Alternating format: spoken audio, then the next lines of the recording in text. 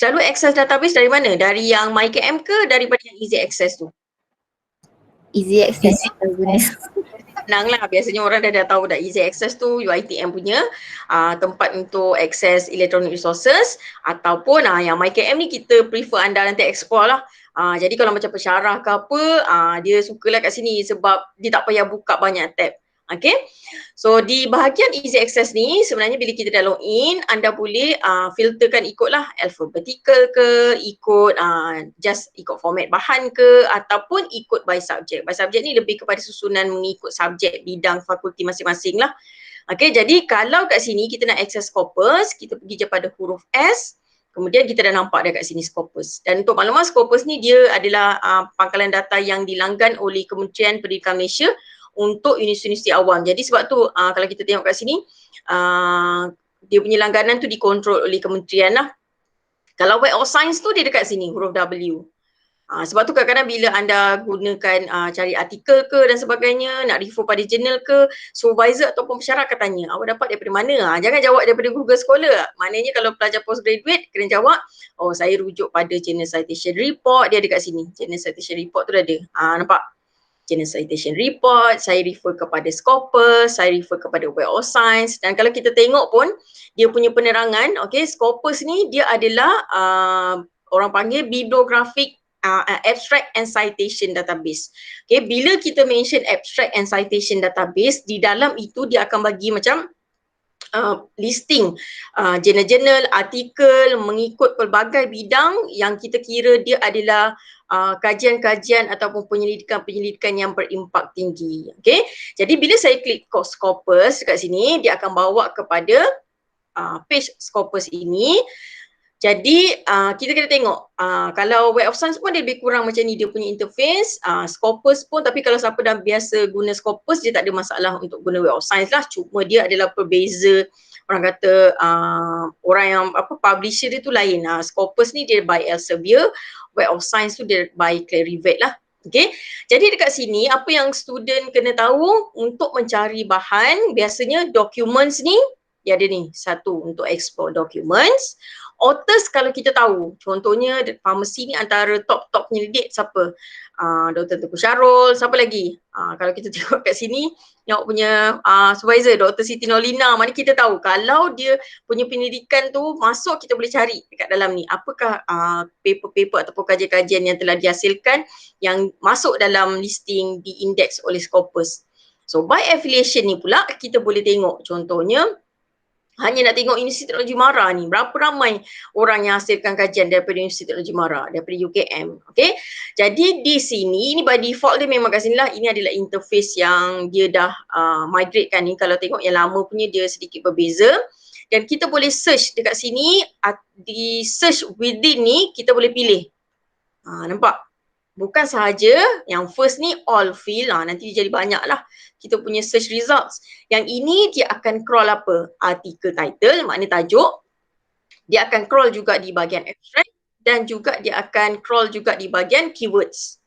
Okay, jadi di sini kita boleh pilih kalau ada authors ke, nak just narrowkan kepada keywords ke pun boleh. Nak tengok affiliation name dan sebagainya pun boleh. Conference pun boleh. Kadang-kadang kita nak semak dapat invitation conference, dia kata nanti paper ini akan diindeks ataupun masuk dalam Scopus. Kita antara sebelum nak publish ke nak pergi hadir mana-mana conference pun kita boleh check, semak dahulu di dalam Scopus. Kadang-kadang marketing je dia cakap nanti siapa join publish paper kat conference ni Scopus, tapi bila kita check sebenarnya conference tu tak wujud pun dalam list Scopus ni.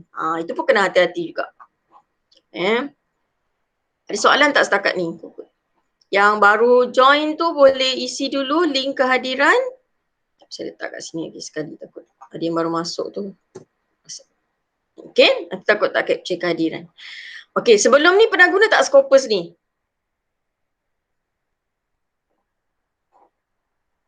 Ke main just browse-browse je, Scopus ni apa benda Pernah try. Pernah try jugalah.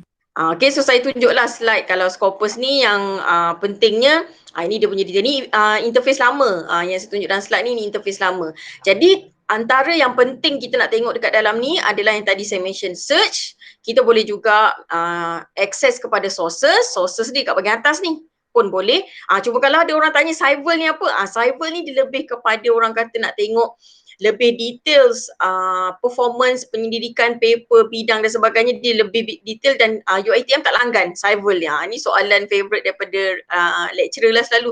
Cyvel ini dilanggan oleh Kementerian Pengajian Tinggi dan kalau nak access dia kena pergi dekat KPT punya pejabat pusat sitasi tu. Diorang boleh bagi akses, kita memang tak adalah. Okay.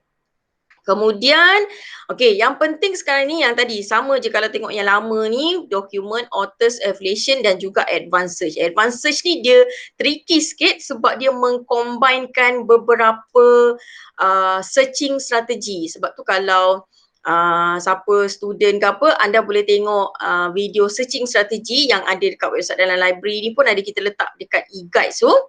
Sekejap saya tunjuk dalam library punya website, kita ada letak e-guides kat sini rasanya. Sekejap, dekat website library. Ada e-guides. Dalam tu ada information searching strategi. Kat situ boleh tengok juga. Kat for services. Dalam ni ada e-guides. So tengoklah video information ni, library guide ni. So dekat library guide ni ada video information searching. Sekejap. Ni banyak sangat video diorang letak ni. Library, how to access online database, how to ni information searching strategy. Tengok video information searching strategy di mana dia akan explain tentang 5 searching strategi. Antaranya penggunaan phrase searching, macam ni nak buat combination and or dengan not. Jadi kena tengok video ni dulu, nanti kita boleh applykan dekat dalam Scopus ni nanti. Okay. So untuk first step dalam Scopus ni, kita boleh search dulu apa yang kita nak. Contohnya ada apa-apa keywords tak nak masukkan dalam ni. Nak cari tentang pharmacy ni, selalunya dia pasal virus infection. Contohlah, katalah saya type di bahagian sini, saya nak cari tentang virus infection. So kita dah pilih artikel, title, abstract dan keyword. Kemudian kita search saja. Tunggu sekejap. Jadi dapatlah 906,593. Jadi dapat banyak dekat sini lah. So layout yang ada dekat sini dahulu, ini dia punya interface, layout tengah dia, apa dia punya hits dia. Kemudian di bahagian sebelah kiri itu adalah untuk kita filter kan. Kadang-kadang kan dapat sampai 906. Takkan alamak banyak sangat. Jadi kita boleh filterkan ikut apa. So dalam Scopus ni dia ada kategori bahan. Sebenarnya dalam jurnal-jurnal ataupun dalam apa saja penerbitan ni dia ada kategori open access. So open access ni sama kalau anda pergi Google Scholar, pernah tak jumpa artikel tu boleh download? Boleh dapat PDF. Bermakna kita tak payah bayar, kita tak payah subscribe, kita tak payah purchase. Bermakna artikel tersebut adalah artikel yang open access. So open access ni kalau nak cerita, 1 jam pun tak habis. Open access ni pula dia ada banyak kategori. Dia ibaratnya macam rumah banglo, rumah kondo, dia rumah semidi, dia ada kategori-kategori. So dalam Scopus ni, dia dah ada kategori perbezaan lah. Semua kategori open access ada 366. So open access ni satu kelebihan dia adalah pelajar ataupun pengguna boleh download terus bahan yang diorang nak. Maknanya artikel tu UiTM tak subscribe pun kita boleh dapat. Jurnal tu kita tak subscribe pun pelajar boleh dapat. Tetapi ada juga kategori di mana kadang-kadang ini open access tapi tak boleh download. Sebab dia termasuk dalam kategori ni lah yang telah ditetapkan oleh pihak publisher ataupun penerbit. Okay, so ada setengah open access tu dia bagi muka surat pertama saja, macam teaser. Tu pun dia kategori open access. Ada setengahnya tu 30% saja yang dia bagi view. Ibaratnya satu artikel tu ada 15 pages, dia bagi pages 1 sampai 3 je. Pernah tak jumpa dalam Google Scholar? Dia macam tu. Ada setengahnya tu pula dia bagi disebabkan bertema. Kan bulan ni ke minggu lepas, dia kan kita meraihkan kanser kan, kesedaran kanser. Jadi paper-paper yang ikut tema ni biasanya publisher akan bagi free. Tapi nanti bulan depan dah tak boleh nak akses sebab dah bukan bulan kesedaran kanser pula. So ada kategori dia lah. Okay. Kemudian jangan terpanjat kalau di dalam Scopus ni kita tengok apa yang banyak sangat tahun 2021 ni pun dah ada dekat 5,000 paper. Jadi dia cepatlah, maknanya walaupun sesuatu paper itu officialnya dipublish dan kalau siapa biasa access Sign Direct, anda akan jumpa paper tahun 2022. Walaupun sekarang ni masih tahun 2021, tetapi anda akan jumpa paper yang advance setahun. Sebab dia punya editor dah semak, dah review, dah okay boleh publish walaupun paper itu officialnya publish next year tetapi yang online punya anda dah boleh download dah. Okay? So di sini kita boleh filterkan kat tepi ni. Dan nampak subject area ni. Ini adalah yang hits ikut ranking apa yang dijumpa dan kita boleh klik lagi view more ni untuk anda nerokan. Bidang virus infection ni kan banyak kategori. Ada yang dalam pharmacology, ada yang masuk dalam kategori bidang medicine. Jadi kita boleh klik view more ni. Nampak? Dia listkan lagi. Ada yang masuk under social science, ada yang masuk dalam kategori bidang nursing. So anda boleh filterkan lagi. Jadi taklah terperanjat sangat. Dapat 906 ni. Okay? Okay, so apa lagi yang kita boleh tengok dalam sini? Okay, ni yang saya tunjuk ni dia lebih kepada interface Scopus ni dahululah. Okay? So, katalah saya nak tunjukkan satu trik dalam video information searching tadi. Dia ada satu trik di mana kita boleh, setelah saya pergi back balik, kita boleh, tadi dapat 906, bila saya type virus infection, sebenarnya kita boleh gunakan ni, phrase searching punya tanda. Pernah guna tak yang ni? Kita letak quotation mark pada certain keyword yang kita ada. Pernah guna tak masa guna Google Scholar ke? Tak pernah. So phrase searching ni dia ibaratnya macam ni. Okay, kita tengok magic dia. Saya tekan search. Tadi dapat 906. Sekarang saya dapat lagi banyak ke lagi sikit? Sikit. Lagi sikit.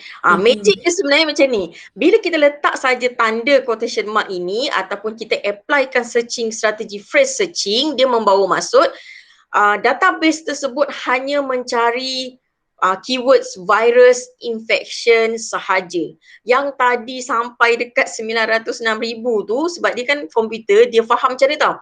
Dia faham virus tu satu keyword, infection tu sebagai satu keyword, virus infection tu satu keyword, ada satu lagi, infection virus tu satu keyword. Itu yang dapat sampai 906,000 tadi. Jadi sebab tu kita sebagai nak mulakan apa-apa carian ke bahan ke, kita kena tahu dulu keyword siapa yang kita nak dan kita boleh narrowkan guna quotation mark ni. Jadi boleh guna dekat mana-mana. Nak guna kat Google Scholar boleh, nak guna kat database Science Direct boleh, nak guna kat database Web of Science pun boleh. Teknik phrase searching ini. Okay, dia menjimatkan masa lah. Sebab kadang memang kita hanya nak virus infection saja, tak nak yang tadi yang banyak-banyak sangat keyword dia cari. Okay. Okay, di sini apa lagi yang kita boleh cari? Okay, dekat sini kita dah sampai part untuk kita analyze. Kalau saya klik analyze search results ni, dia akan analyze semua ni. Nampak? Bila saya tekan analyze search results, dia akan analyze semua sekali. Di dalam bentuk satu page. Nampak? Dia akan bagi tahu apa? Daripada 526,000 tadi, ini adalah dia punya year range yang dia dah analyze. Kemudian dia bagi macam bentuk grafik. Apa dia? Dalam bentuk grafik ni, dalam tahun 2021, berapa dokumen yang dihasilkan. Boleh nampak pula graf dia. Maknanya tahun bila yang paling tinggi. Kemudian kita boleh tengok pula author siapa yang hasilkan. Ini senang cerita dibagi graf lah. Dalam bentuk grafik. Dalam affiliation pula, universiti mana yang paling banyak buat kajian ni. Nampak universiti ni dia dah bagi dah. Dan yang ini anda boleh expand lagi. Katalah saya cuma nak tengok yang ini saja, document by subject area. Saya tekan saja yang anak panah ke atas tu, nampak? Inilah. Dia akan narrowkan lagi pula kepada bidang medicine ni, berapa documents, bidang lebih details lah. Okay? Nampak kat sini grafik dia. Funding, sebab diorang kan biasa yang publish paper ni dia dapat grant-grant penyelidikan kan. So siapa grant funding tu semua dia kena masukkan details dia. Okay, so kalau saya klik back to results, nampak dia patah balik. Pergi yang 526 tadi, tak payahlah. Selalu student dia pergi balik Scopus, type balik new search, tak payahlah. Kita ada function di sini untuk kita Orang kata back saja tu daripada results tadi dia akan patah balik. Okey? Sekejap, takut ada soalan. Okey, setakat ni boleh? Ada soalan nak tanya ke? Tak ada? Tak ada? Boleh kan? Okey. So daripada sini pula, daripada sini kita boleh buat selain daripada function filtering, selalunya step yang kedua yang saya akan minta pelajar buat adalah kita akan pergi dekat sini. So di sini adalah filtering yang lagi kita boleh apa? Untuk tengok kajian yang paling latest ke, newest, kajian yang dulu-dulu ke, kemudian relevance dan sebagainya, author dan sebagainya. Kat sini kita boleh filterkan. Tetapi selalunya kita nak tengok apa? Kita nak tengok cited by highest. Cited by highest ni bermakna bila saya klik, kita akan nampak, kita tunggu sekejap. Nampak? Paper ini, Clinical Features of Patients Affected ni, yang dihasilkan pada tahun 2020, telah di-cite oleh ataupun rujuk ataupun cited. Kalau nama pendeknya cited lah, tapi nak bagi faham, orang lain dia buat kajian, jadi dia nak rujuk paper-paper kajian orang yang dah hasilkan kajian ni, so kita akan panggil dia sebagai cited by. Sama jugalah nanti pelajar bila buat literature review ke research proposal selalu kan guna ayat-ayat macam according to, referring to, mention by, recent research by. Itu antara finding, sebab itu antara ayat-ayat bila kita nak cited sesuatu kajian orang lain, merujuk pada kajian orang lain lah. Jadi kita nak tengok paper ini bermakna ada berapa ramai orang cited ni? 11,670. Okey, jadi bermakna dia punya kajian ni bagus ke tak bagus? Sebab ramai orang rujuk. Dan kita boleh tengok sources dia. Ini adalah daripada jurnal The Lancet. Kalau pensyarah ke penyelidik ke, dia tahulah Lancet ni antara jurnal-jurnal yang memang sangat bagus, performance dia juga bagus. Dia punya editor, reviewer dia semua juga orang-orang yang pakar dalam bidang ini. Dan bila kita nampak cited by di sini, kita boleh tengok apa? View abstract. Kita nak tengoklah sedikit summary. Summary apa? Paper ni tentang apa? Apa yang dia buat kajian ni? Kita boleh baca kat dalam ni. Kemudian, selain daripada tu, saya boleh klik apa? View at Publisher. View at Publisher ni, dia akan pergi mana? Dia akan pergi kepada database ataupun kat mana artikel ni kalau kita nak tengok full text. Sebab ingat, Scopus dan Web of Science ni dia adalah abstract and citation database. Tidak ada PDF artikel di dalamnya. Jadi kalau kita tengok dekat sini, nampak dia duduk di dalam sebab kalau saya klik ni download PDF, kita tunggu kejap. Kenapa saya dapat paper ni? Siapa boleh bagi tahu kenapa saya boleh download paper ni? Free access kan? Sebab nampak ini adalah artikel open access. Ingat open access ni kita tak langgan tetapi kita dapat. Jadi nanti di dalam Scopus ini kalau macam ni contohnya declining yang nombor 2 ni among patients yang virus infection ni, kalau saya klik view at publisher, dia pergi kepada database ataupun page artikel tersebut. Kena tengok UiTM langgan tak NEJM ni. Jadi bila kita langgan, barulah kita boleh download this artikel. Itu yang kadang-kadang orang salah faham. Orang kata, saya guna Scopus tapi saya tak dapat pun full text. Kena ingat. Sebab tu saya letak dekat dalam saya punya slide ni, saya ada mention ayat itu sebab kita tak nak orang confuse lah. Mana ni. By clicking view at publisher, user can link to the full text, download ke apa, jika kita subscribe. Nampak? So contoh macam yang ada kat sini, artikel ni duduk dalam Science Direct. So ingat tak UiTM langgan ke tak langgan Science Direct? Langgan. Kita list tadi, easy access, kita tengok balik, memang ada Science Direct ni. Jadi kita dapatlah artikel tersebut. Okay? So tu dia punya cerita dia. Okay. Kemudian apa lagi kita boleh tengok kat sini? Katalah saya nak tengok details, nak tengok details artikel ni, kita boleh klik to that particular article. Saya klik saja pada artikel nombor 4 ni, projection of global mortality ni. So daripada sini kita boleh nampak apa? Di sini pula dia akan bagi apa? Kalau saya klik download ni, yang ini pun trik juga. Selalu student kata, saya dah download dah. Saya dah save to PDF. Tetapi sebenarnya kalau saya klik download, tunggu sekejap. Okey, tunggu sekejap. Okey, artikel ni, sekejap, ini open access ke? Saya buka. Saya download tadi, ni open access. Jadi bila artikel ni open access, sebenarnya lagi satu dia memudahkan. Once dalam Scopus ni dia dah built in satu features tau.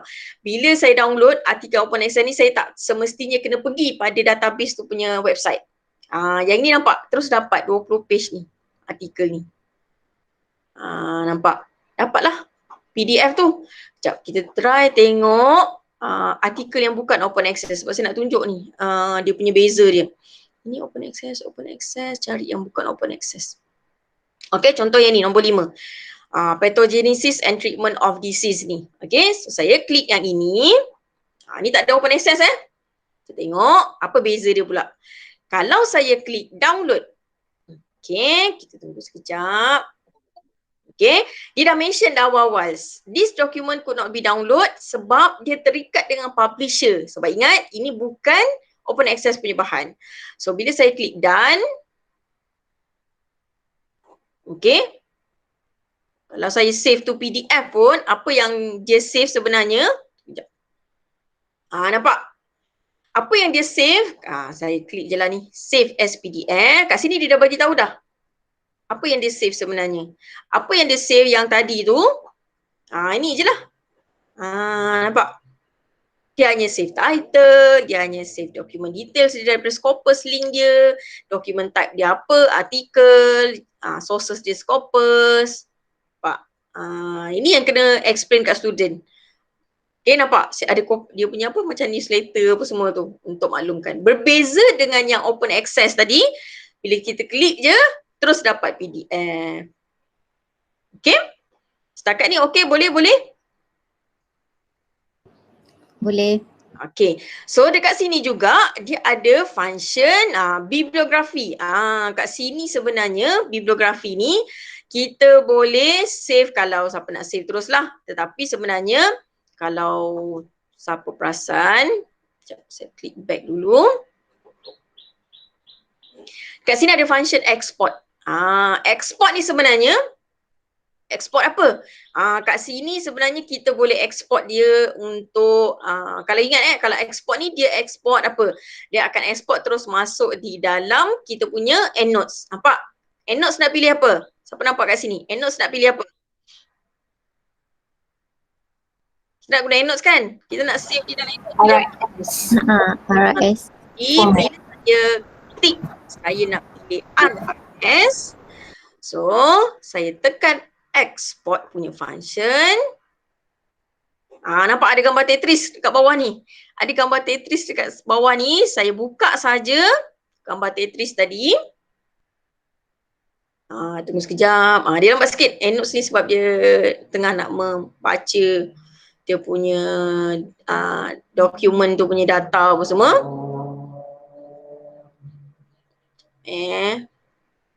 So dia akan nampak imported references. Masuk dah ni. Apa ni tadi yang artikel nombor 5 tadi. In the pathogenesis. So nampak sebelah kanan ni.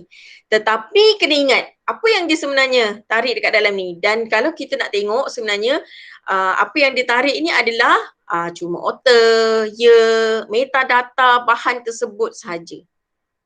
Kalau kita ada PDF artikel yang apa tu tertulis ni, kalau kita dapat PDF dia, kita kena klik yang ini, attach file. Dia memang macam tu konsep dia dalam EndNotes ni.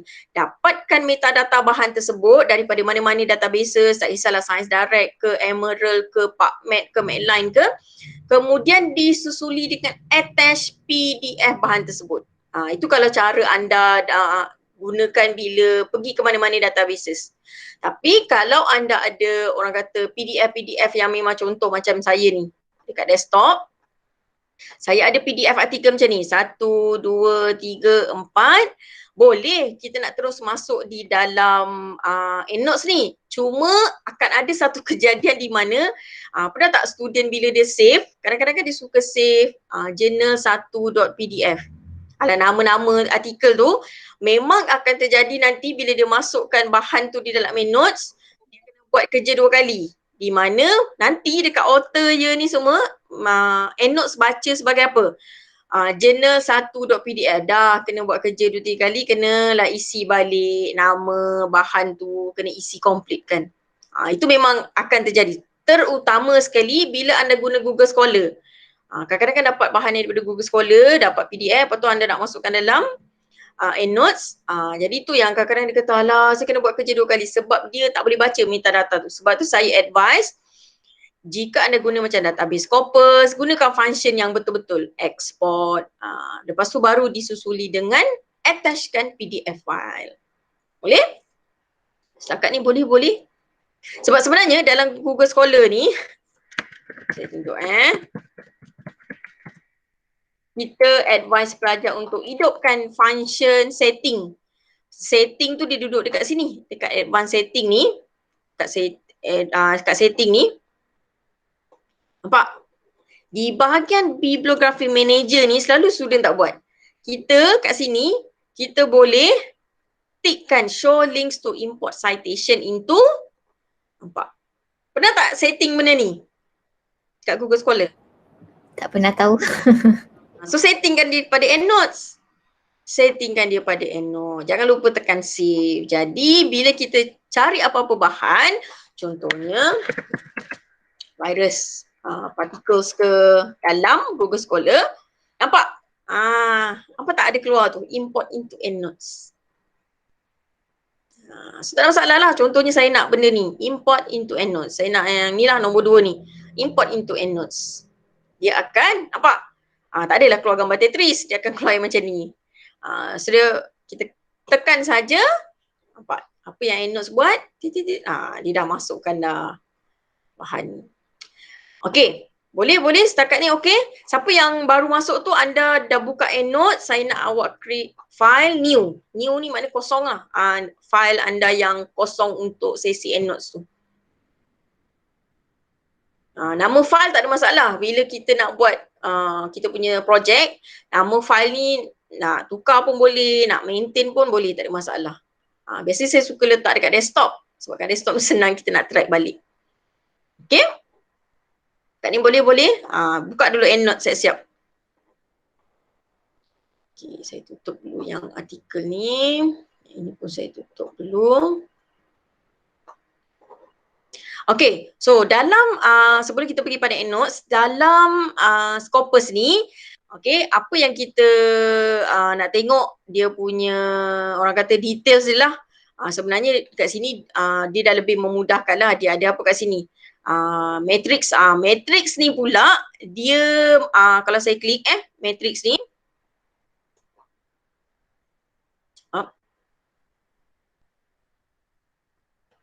okey, matrix ni sebenarnya dia akan bagi tahu untuk performance. Artikel tadi tu dia ada 2 jenis kategori lah. Matrix berapa orang cite, berapa orang refer pada artikel ini. Kemudian dia ada satu lagi dalam orang kata dalam Scopus ni, dia ada Plum X matrix. Macam nama gula-gula pula. Sebenarnya Plum X ni dia lebih kepada dalam EBSCO ni berapa banyak site atas site, berapa orang mention kat dalam Wikipedia, berapa orang mention dekat social media.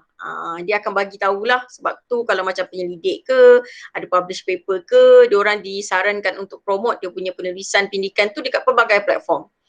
So dia sebenarnya lebih kepada visibility lah. Nampak Plum X matrix. Boleh tengok see detail lagi. Dia akan bagi satu dalam bentuk interface matrix dia. Nampak? Ni lagi nampak lah berapa orang refer, berapa orang mention. Ni lebih details lah. Okay? Okay, lagi satu back to document saya nak tunjuk dalam Scopus ni.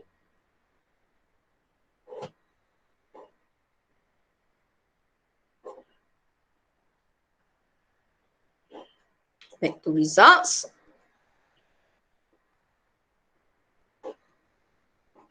Tak klik. Sekejap. Okey, daripada sini, okey, kita sebenarnya boleh tengok performance apa pula? Tadi kita tengok performance artikel, kita boleh tengok performance journal. Nampak bila saya tekan saja dekat sini, movekan cursor mouse, dia akan keluar macam ada satu hyperlink tu. So, saya klik saja pada New England Journal of Medicine ni, dia akan bawa kepada satu page. Okay, di sini kita boleh tengok performance journal ni pula. Jadi kita tahulah dia ada ISSN number, dia ada juga diterbitkan dalam format elektronik. Kemudian di dalam sini kita boleh tengok dia punya orang kata skor. Journal ni punya performance, ibarat ni macam laporan report card anak ke apa kan. Macam itulah juga kalau kita kerja, kita punya hujung tahun tu ada evaluation assessment kan. Ni lebih kurang lah nak tengok performance detail journal ini. Jadi kita tengok dalam Scopus dia ada 3 jenis kategori. Yang pertama adalah mengikut site score. Ni ada dia punya detail. Kalau saya tekan I kat sini kita boleh tahu site score ni apa dia punya penerangan. Nampak dia measure average citation received per document published in the serial. Maknanya dia ada calculation dia lah. Kemudian kedua dia guna SCR dan yang ketiga dia guna SNP. Nampak 1, 2, 3 ni berbeza. Dan jangan pula nanti orang tanya, kenapa dalam ni tak ada impact factor? Impact factor ada dekat mana? Impact factor ada dekat Web of Science. Okay, jangan tanya ni pula soalan yang sebab kadang takut orang dalam ramai dia macam confused. Okay, so dalam Scopus untuk kita tengok performance journal sesuatu conference ataupun sesuatu journal itu punya orang kata prestasi, dia akan dizahirkan dalam bentuk macam ni. Kita boleh tengok site score, rank and trend, bermakna nampak dia dalam kategori apa? Dalam rank The Lancet ni dia mana dia punya kompetitor yang lain lah. Adalah dalam Lancet ni nombor 1, dia masuk dalam dia masih nombor 2. Tak berjaya beat lagi sebab kita tengok dia hanya 66.1% saja. Lancet ni 73.4%. Ni persental ni lebih kepada performance journal. Sebab kadang-kadang student bila dia bagi gunakan jurnal-jurnal ni untuk dia punya penulisan, kadang-kadang supervisor ataupun panel tu kadang saja je tanya, jurnal yang awak guna ni awak tu tak ada duduk dalam ranking berapa ataupun ini duduk dalam berapa skor dia. Jangan panik lah. So tunjukkan, kadang-kadang orang saja je nak awak tahulah dalam Scopus ni macam ni cara dia nak tunjukkan performance sesuatu publication ataupun jurnal punya performance. Okay, kemudian apa lagi kita boleh tengok juga Scopus content coverage. Nampak berapa overview ni lebih kepada summary dia lah. Okay, lagi apa lagi kita boleh tengok? Okay, berbeza pula. Okay, saya pergi balik search. Berbeza pula kalau saya nak cari by authors. Okay, saya tunjuk tadi kita play around dengan dokumen. Ini pula by authors. Okay, kalau dalam slide ni saya letak apa nama Dr. Tengku Syarul tu, kejap. Nama kena check betul-betul. Okay, macam ni. Kenalkan Dr. Tengku Syarul. Dia dari I Promise. Tapi under fakulti farmasi lah. Okay, jadi saya tunjukkan dekat sini nak tengok pula performance ataupun Dr. Siti Nolina. Boleh juga nak taruh nama dia, tapi saya tunjuk dulu dekat sini. Dia punya nama Anwar. Okay, saya tunjuk Ni, kita nak tengok performance author pula. So daripada sini kita nak pilih lah, banyaklah ni nama lebih kurang tengku-tengku ni apa semua, tapi kita tahu sebenarnya saya nak tengok ni saja. So kita nampak kat sini dia adalah daripada Universiti Teknologi Mara UiTM Shah Alam. So bila saya klik, okay, dia akan bawa kepada satu page. Ini performance Dr. Tengku Syarul pula. Jadi kat sini, di sini pula kita boleh nampak apa? Pernah tak dengar orang mention H-index? Sama macam ni lah, dalam ni pun ada juga H-index dalam Google Scholar. So, dalam Scopus dia ada H-index. H-index ni kita tengok performance sesuatu author. Nak tengok sajalah, nak tengok supervisor punya performance, berapa H-index dia, tinggi ke tak. Dia kalau lebih daripada 5 tu kira macam bagus lah, nampak Dr. Tengku Syarul ni nampak 13. Dan kita boleh tengok graf dia lagi. Nak tengok graf, dia akan tunjuk lah performance Dr. Tengku Syarul ni. Nampak? Dia bidang apa? Berapa ramai orang cite paper dia? Nampak? 528. Dia tulis paper dengan siapa? Co-authors dia. Nampak? Ni antara orang-orang yang di-collaborate tulis paper. Okay? Kita boleh export pun result ni, tapi biasanya author je yang suka nak tengok, nak export benda ni. Kalau kita just nak tengok random, macam ni lah dia punya layout dia. Okay, dan nak tengok lebih details, topik dia apa? Nampak topics ni, antara ni lah topics yang dia tulis. Nampak topik dia, siap ada ni. Citation, tadi kita tengok citation, berapa ramai orang cite, ini dia punya kiraan dia pula. Okay, boleh tengok ni lagi, analyze author output. Ni satu lagi. Di dalam Scopus ni dia banyak lah. Tadi kita tengok performance journal, yang ini kita tengok performance author pula. Nampak? Banyak antara yang dihasilkan tentang apa? Kat mana? Journal for parasite ni, tropical disease. Sebab dia bidang farmakologi kan Dr. Tengku Syarul ni. Nampak? Saya ada grafik ni. So biasanya pensyarah suka lapat kat sini. Untuk dia punya CV ke apa ke, nampak? Okay? Setakat ni boleh? Pernah explore tak? Ni sebab kalau awak nak check pensyarah ke apa ke, boleh lah tengok kat sini, tak ada masalah pun. Okay? Boleh? Setakat ni okay? Boleh. Okay, sebelum kita pergi pada EndNote, saya nak tunjukkan advanced search. Advanced search ni student suka lah. Yang tadi tu just selingan je lah, nak tengok authors ke apa. Affiliation ni pun awak boleh explore nanti, nak tengok Institut Teknologi Mara punya berapa orang yang hasilkan paper. Tapi saya untuk pelajar postgraduate ni, saya suka untuk pergi pada advanced search. So kita pergi pada documents ni balik. So dalam documents ni ada advanced document search. Kat sini tips dia adalah kena tahu awak nak cari apa. Keywords awak tu awak je yang tahu. Macam saya tahu virus infection. Saya tak tahulah bombastic punya jargon. Kena refer pada ni pula thesaurus, dictionary sebab saya bukan orang bidang farmasi. So saya tahu macam virus infection, disease, apa lagi. Kalau saya tahu COVID-19 dan general punya keyword saya tahu. So di sini sebenarnya satu tips, bila awak tahu apa keywords ataupun topik yang anda nak cari, anda boleh menjimatkan masa sebab kita boleh buat multiple searching dengan menggunakan dalam Scopus ni dipanggil pure string. Apa nak nyebut pun susah.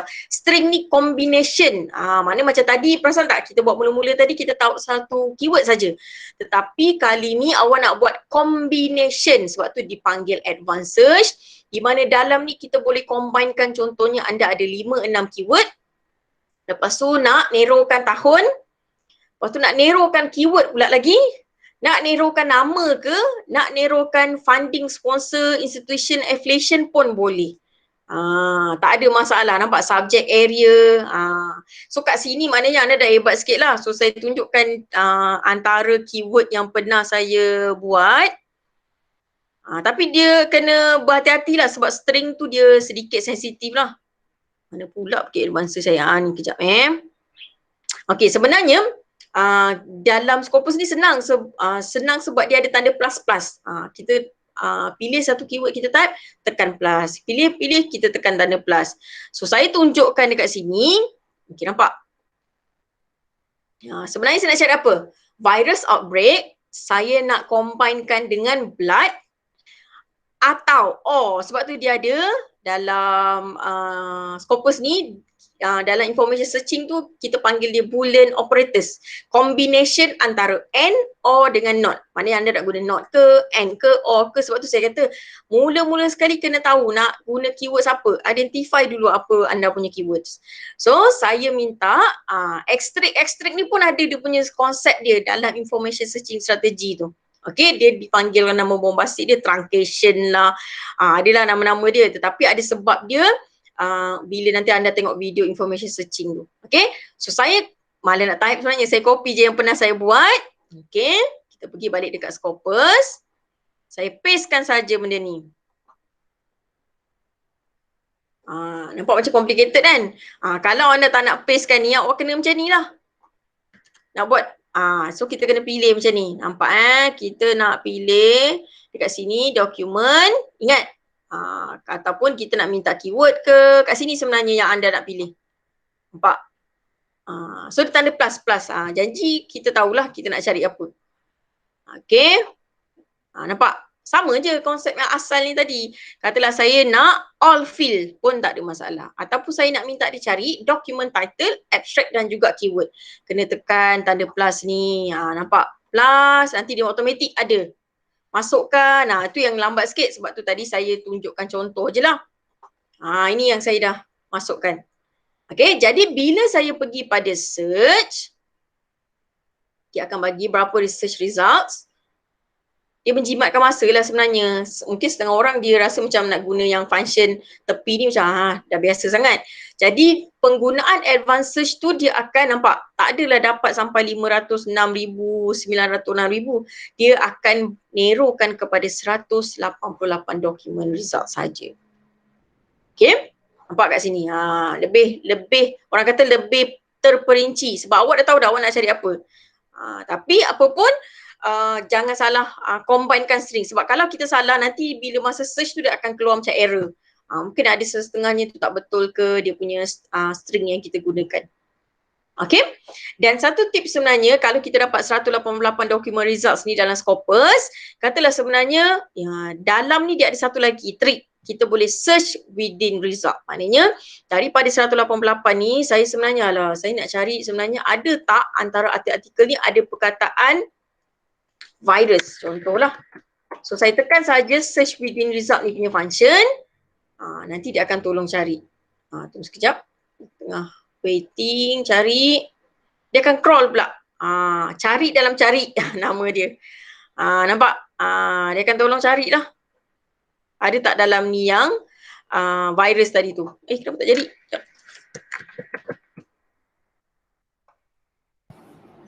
Maybe kena spesifik sikit kot. COVID tu. Sekejap kita tengok. Kalau virus semua ada kot dalam tu. Semua ada kan? Sekejap kita tengok. Try Zika ke.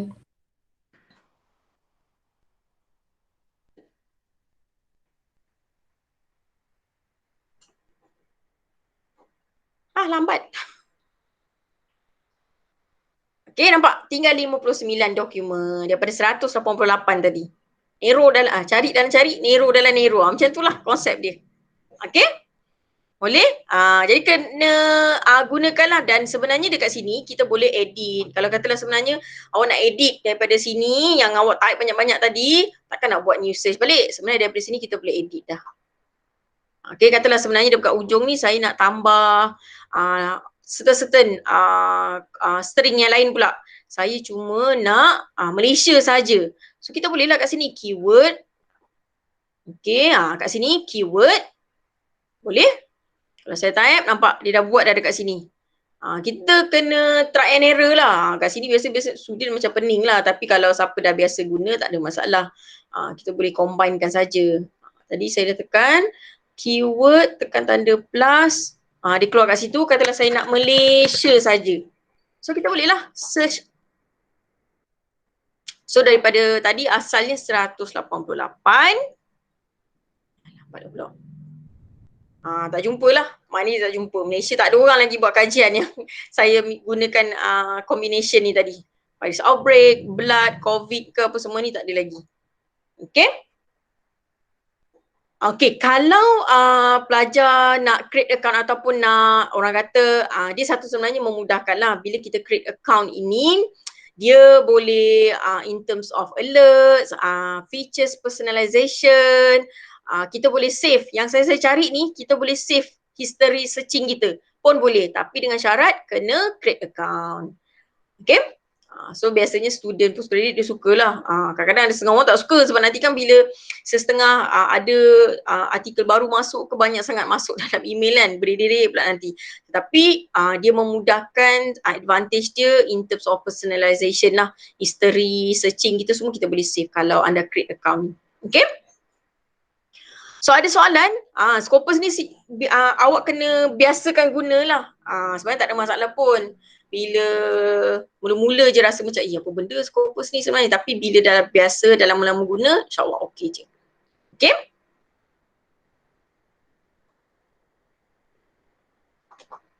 Okay, ada nak tanya apa-apa? Nampak pula mesej student. Okay, semua orang dah install EndNote. Saya tunggu sekejap. Saya tunggu. Ada tak yang baru-baru join ni? Tika dah. Check dalam Microsoft Word. Okay, buka siap-siap Microsoft Word new document. Atas tu mesti ada tab EndNotes X20 tu yang baru tu.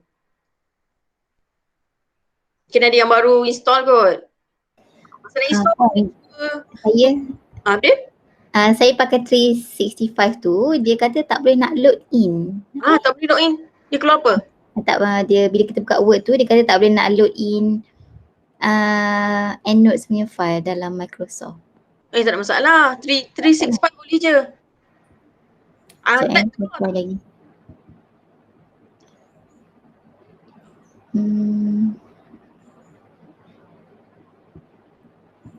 Sekejap saya cuba quit, buka balik. Cuba try tengok. Mai kalau ada sekali dengan Mendeley Mendeley tu tutup dulu ke tak ada? Dia memang tak download. Tak ada, okey. Remove adds-ins dia je. MS Word plugin tu kena remove. Tak payah uninstall Mendeley. Oh, memang tak download yang tu. Sekejap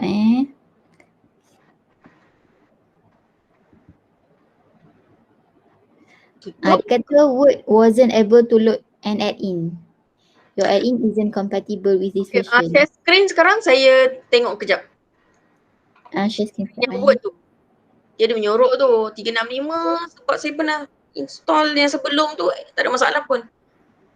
Sebab dia support. Dia cakap nampak ke Puan? Nampak? Dia kata Word wasn't able to load. Okay, sekarang buka Microsoft Word tu. Kita cuba cara ni. Saya tekan OK ke? Tekan OK. Buka Microsoft Word. Okay, pergi dekat halaman ni Mac kan. Kejap nak imagine jap. Pergi dekat dalam Word ni dia ada option. Ada tak options, adds in. Option dekat mana? Kalau kita dekat yang kalau kita nak save as kat bahagian bawah tu dia ada adds in. Kalau save as je kat sini. Kejap tengok dekat properties. Bukan. Dia dekat adds-in tu. Macam mana nak tunjuk Dan sebab Mac ni dia lain sikit. Kat file bukan. Sebab kat situ yang kita boleh make sure dia on kan. Mana Kejap properties bukan. Situ. Pergi dekat bawah, scroll sikit. Tak boleh scroll. Tak boleh scroll dah. Open share new. Sebab kalau Word dia ada function dekat sini. Kejap stop screen sekejap saya tunjuk. Okay.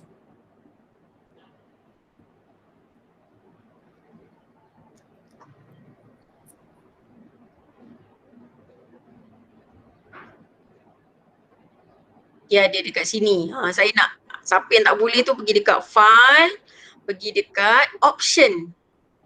So dekat option sini sebenarnya dia ada duduk dah dekat as-in tu. Dia ada EndNotes tu dah ada dah, dia dah install cuma dia tak appear je.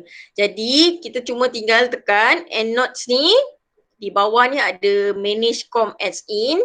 So tekan pada go. Nampak? Kita antara on kan dengan untick je. So nak bagi dia hidup, kita on kan saja box ni, baru dia appear. Kalau saya tutup ni, dia hilang ni. Nampak? Tak ada. Sekarang ni dia ada dalam tu. Saya nak Sarah cari mana file ni, mana option ni. Kalau kita Windows nampaklah kat sini as-in, tekan EndNotes balik, pergi dekat com as-in, hidupkan dia ni je. Microsoft Word tu dia hide kan. Jumpa tak? Orang lain ada kan? Orang lain semua tak ada masalah kan?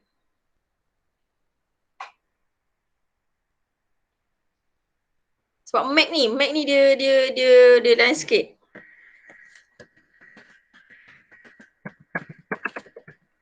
Ni dia dekat mana? Hani pakai Mac juga kan? Hani buat macam mana? Okay, kita cuba. Dia dekat insert menu, dalam tu ada adds in. Cuba buka. Share screen. EndNote tu dah ada kan? Cuba dalam Word je, dia tak keluar.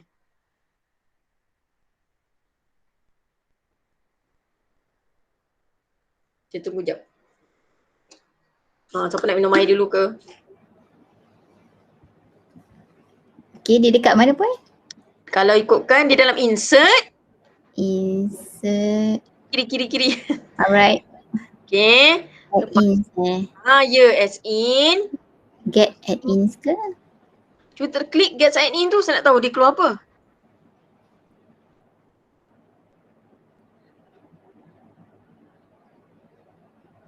Sebab dia tak sama tau. Tu yang kita macam kalau buka yang satu lagi tu. Ya, jadi saya scroll habis dulu. Tengok ada tak EndNotes. Banyak pula. Tadi.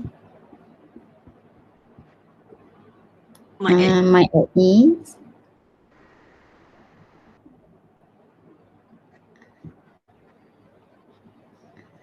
Kalau pergi find more, dia pergi ke Pelan. web kan.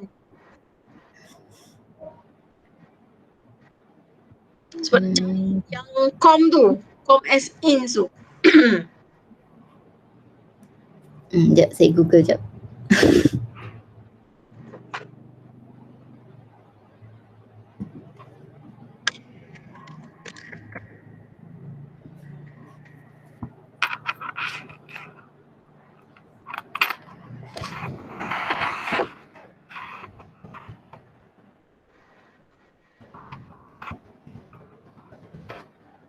Sekejap kita tengok Sekejap orang lain.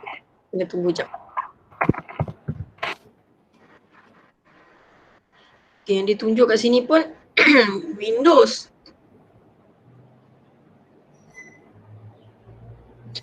Okay, saya bagi link guide ni, cuba follow. Yang ini pun library lain buat. Panjang ceritanya untuk Mac. Panjang cerita dia untuk Mac. Okay, dia pergi dekat mana ni? Word Preferences. Pergi kat general. Panjang je general. Kalau kat general dia keluar apa? Sekejap General tu kat mana? Kat Word tu ada general tak? Tak, dia ada insert, draw, design. Boleh kita install di OneDrive. Doktor nak install apa doktor? Install di OneDrive apa? Tu nak tanya. Install apa doktor?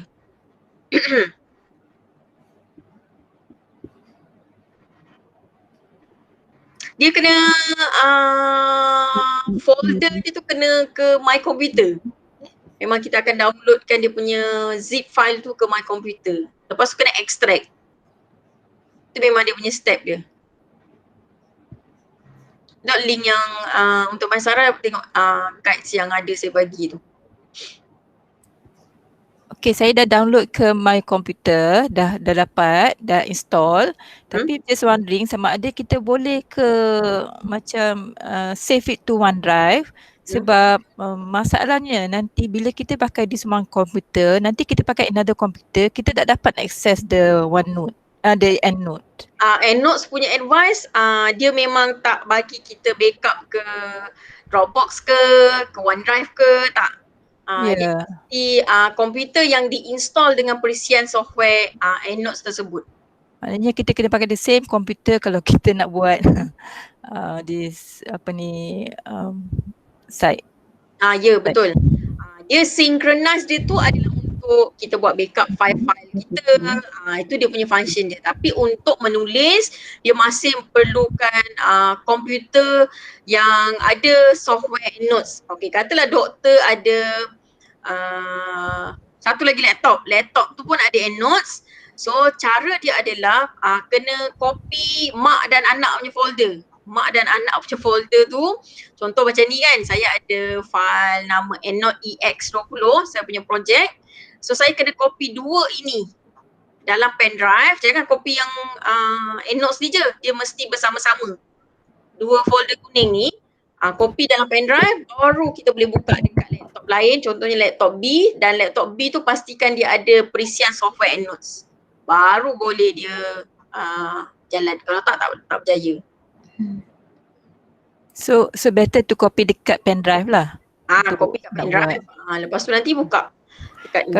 Kalau kita dah ada earlier version of EndNote, macam EndNote 14, lepas tu EndNote 19, dia auto ke dia akan extract semua ni?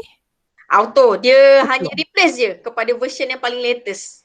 Ya, lepas tu semua dia punya file-file semua dapat. Tak ada masalah. Ya. Komputer lama tu dia ada EndNote 8. So kita nak copy yang EndNote 8 tu pergi ke komputer baru yang ada EndNote 20. Tak ada masalah, dia just replacekan saja pada version. Dan untuk install pun tak ada masalah. Katalah doktor currently ada EndNote 9, lepas tu saya nak migrate lah, nak install pada version yang latest. Install saja, nanti dia akan just replace saja. Dalam komputer yang baru diinstal tu dia akan pergi pada later. Dia tukar ikon je. Dia terus bertukar. Dia tak usik, tak efek file-file lama, tak ada masalah. Okay, lepas tu kena ajar buat macam mana nak group dia lah. Nak ikut pada topik kan? Boleh Mas Sarah? Puan Andi, saya jumpa dah. Sekejap saya tunjuk Okay, tunjuk. So kita tak guna Mac ni, so kita macam jadi sekejap saya stop sharing. Okay, kita nak tengok juga. So kawan-kawan kalau ada kawan-kawan lain, malah kita orang guna Windows. Dia dekat mana? Ikut dia guide. dekat reference ni. Okay. Lepas tu ada insert EndNotes ni. Yang ni ke? Cuba try.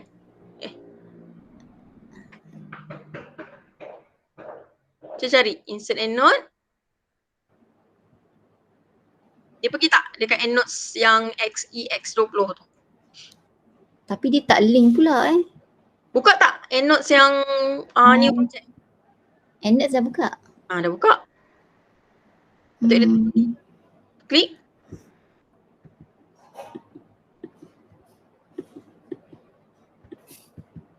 Tak pergi lah pula. Kalau klik insert citation, nak tengok? Insert citation. Kanan tu. Bukan, ini yang kalau kita ni. Kalau manual kan ini. Ni manual. Dia ada ikon ni tapi Tu footnote. Yang dekat guide dia dah bawa. dia tulis lain kan? Dia kata dekat references. Dia tengok balik. Dia kata tools saya tak jumpa kat sini. Bawah lagi. Contact add-ins. Bawah lagi dia ada bagi print screenshot. Macam mana nak bagi dia on kan? Ni. Attachment ke? Bukan yang link yang saya bagi dekat chat ni, library guides. Okay. Kat situ dia bagi print screen. Yang EndNotes bagi tu dia macam susah sikit nak faham. Yang library guides ni dia siap bagi screenshot. Bawah lagi.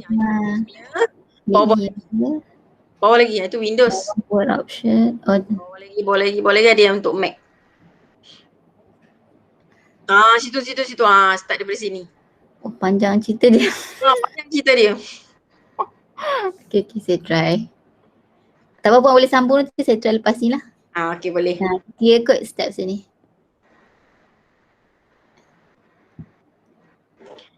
Okay, untuk EndNotes.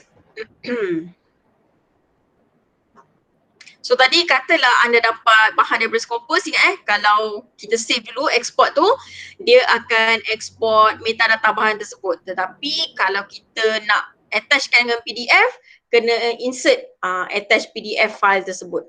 Okay, so saya tunjukkan EndNote saya ni. Saya pergi pada all references.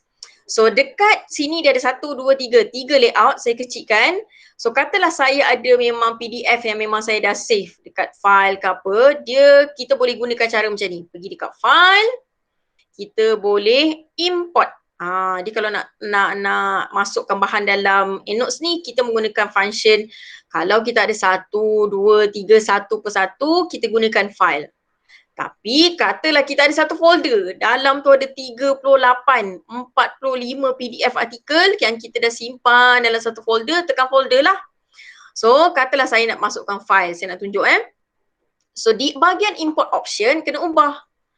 Ubahkan dia kepada bahan tu, katalah dia PDF, nampak?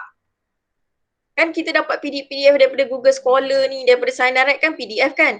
So saya ubahkan dia pada PDF. So ingat tadi artikel saya ada di desktop. So cari balik lah. Desktop, saya ada 3 tadi. So saya nak masukkan artikel ni. Kan sebab saya tak masuk folder, saya masukkan satu-satu. So saya tekan open. So import lah. Ingat cara nak masukkan dia import saja tu. Dia lambat sikit, dia akan baca sikit metadata bahan tu. So imported references ada yang ini. Nampak? Dan kalau kita perasan, okay, saya klik all references. Okay, apa yang membezakan dekat sini? Perasan tak? Artikel yang saya PDF tadi, dia ada lambang apa? Lambang apa? Paperclip. Paperclip tu menandakan bahawa bahan tu ada full text artikel. Jadi macam yang ini, kan tadi ingat saya ambil daripada Scopus tadi, dia adalah metadata. Ada tak lambang paperclip? Tak ada. Tak adalah. So dia kat sini kita boleh tahulah kalau kita nak baca artikel ni, kita boleh terus baca dalam ni lah. Kita boleh open. Nampak? Dalam EndNotes ni kita boleh baca. Nampak nak scroll, nak zoom ke. Saya suka yang lama punya, boleh tulis. Sebab yang lama tu dia nampak dekat sini. So kat sini kalau kita, mana dia punya ni? Sekejap saya besarkan sikit. Mana dia punya? Nak highlight, kadang-kadang sampai baca nak highlight, nak letak apa, sticky note, dia dalam ni. Hidupkan ni. Hidupkan lambang ni. Dia buat clean punya interface yang baru ni. Kadang-kadang kan sambil baca, kita nak apa, letak sticky note, nak letak remark, letaklah. Lepas tu kita nak apa lagi? Nak highlight. Dia tak sama macam Mendeley. Mendeley ada banyak warna kan, nak highlight teks. Dalam EndNotes ada satu colour saja. Saya nak highlight ni lah. Nampak? Sambil baca. Okey, maknanya tak payah print lah, jimat kertas. Okey, nak letak remark kat sini. Untuk masuk dalam literature review chapter. Ni terpulang lah, nak type apa-apa. Sambil baca nak letak remarks ke apa pun boleh. Okey. So bila saya tutup, dia akan tanyalah, do you want to save? Kan penat-penat tadi letak sticky note lah, letak apa, just click yes. Kan penat lah, kalau letak no, hilang lah, tak ada apa-apa, dia tak save. So klik saja yes. Nampak? Dia buat apa? Nampak? Jadi bila kita buka balik kata artikel ni, nak baca balik ke, masihlah maintain ada benda-benda ni semua. Boleh? Takat ni boleh? So menjimatkan kertas lah maksudnya. Okay? Okay. Puan nak tanya? Boleh. Kalau kita masukkan PDF tu, dia punya metadata tu dia memang terus tarik sendiri Ya, dia tarik. Sebab tu tadi pada asalnya masa kita tarik tu dia ada satu benda dia tengah buat indexing. Tetapi itu yang saya cakap tadi, kalau anda tak guna yang macam saya mention dekat Google Scholar tadi, ingat yang dekat Google Scholar yang saya suruh hidupkan mana tadi? Saya suruh hidupkan EndNotes tu. Itulah nanti akan terjebak kena buat kerja 2 kali. Kena betulkan author, kena betulkan journal, kena betulkan apa, nama artikel tersebut, kena buat kerja 2 kali. Jadi secretary mengedit pula, mengkomplitkan maklumat dia. Tu pada mereka yang tak buat setting macam ni lah dekat dia punya Google Scholar. Okay? Sebab sebenarnya dalam databases Google Scholar ni, diorang kebanyakannya dah built in dah function untuk export metadata bahan tu ke dalam format sama ada EndNotes ataupun Mendeley. Sebab tu kita advise anda export dulu metadata, diikuti dengan attach paperclip. Samalah juga contoh macam ni kan. Kan tadi saya dapat paper ni daripada Scopus. Katalah sebenarnya saya jumpa paper ni dekat website lain-lain. So saya nak attach, saya kena guna function ni lah. Attach file, cari mana PDF artikel yang ini, glarizic acid ni apa benda. Baru kita boleh attachkan. Kalau tak ada yang ini je lah kita dapat. Nampak? Kita dapat dia punya, apa orang kata, dia punya metadata artikel dia macam tu saja. Okay? So untuk function seterusnya sebenarnya saya nak tunjuk kat sini adalah dekat atas ni sebenarnya nampak tak saya mencari keywords virus ni dekat sini. Sebenarnya saya tadi sebelum kelas saya tengah mencari menggunakan database PubMed ni. Nampak? So saya gunakan kat sini samalah konsep dia untuk kita searching. PubMed ni je yang berjalan. Yang lain-lain ni kadang-kadang dia function, kadang-kadang dia tak jalan. Sebab dia nak pergi crawl pada database yang macam-macam. Sebenarnya kalau klik more ni, macam-macam database lagi dia pergi ProQuest. Cuma saya tak berapa advance sangat lah sebab kita kena faham UiTM ni kita menggunakan gateway yang easy access tadi. Jadi kalau yang dalam PubMed ni bahan-bahan yang kalau free dapatlah. Ingat yang open access punya status, kalau ada PDF, contohnya saya nak 1, 2, 3 ni. Okay, kita boleh guna right click, dia ada satu function untuk kita gunakan. Tapi sebelum kita nak cari full text dia dulu, apa yang saya buat, katalah saya nak 1, 2, 3, 4, 5, ni bahan daripada PubMed, first dia akan paparkan 25 search result. Sebenarnya total ada 350,000 lagi. Kat sini adalah function filtering. Ingat tak? Sama macam konsep Scopus tadi. Kita cari title virus, sebenarnya saya cuma nak tahun 2020 punya bahan saja. So nampak? N, kita guna combination N. So katalah sebenarnya saya cuma nak COVID je. Saya tekan search, dia akan filterkan lagi, nampak? Daripada tadi dapat 300 lebih bahan, dia akan jadi narrow kan, nampak? Cuma tinggal berapa? 400 lebih saja. Okay, so di sini first kita nak masukkan metadata dia. Katalah saya pilih 1, 2, 3, 4, 5. Tekan dulu tanda plus ni. Tekan dulu tanda plus ini. Nampak? Sebab dia dah bagi tahu dah. Add the selected online records to your library. Dalam library Mendeley kita ni. So saya tekan tanda, banyak sikit lah. Halang-halang kan. Banyak sikit lah. So tekan plus.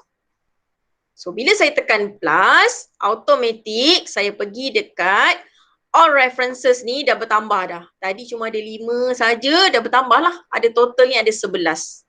Jadi di sini saya tekan shift.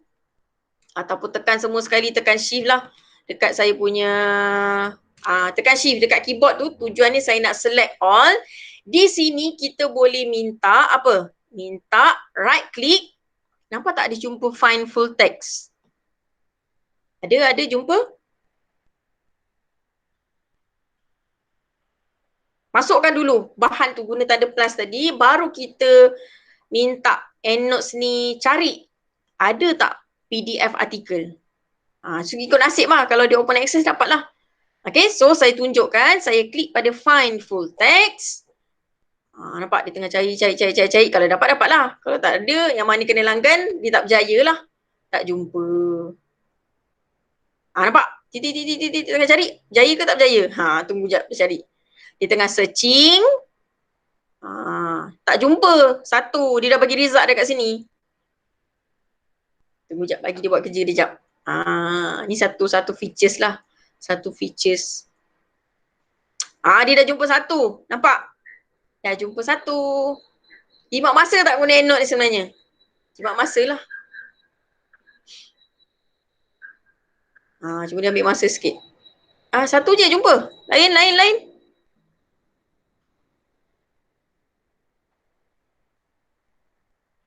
Okay, kita cuba yang bawah ni pula. Tekan shift. Right click, find full text. Tengah searching lagi, nampak ni. Dia tengah searching. Tadi 7, ni dah 8. Kat sini macam excited lah sebab kita macam Tengok dia search dapat berapa. Jadi kat sini dia sebenarnya jimat masa lah. Tak payah nak buka Google, nak buka website plot, PubMed, Medline, cari. Kalau keluar open access boleh download.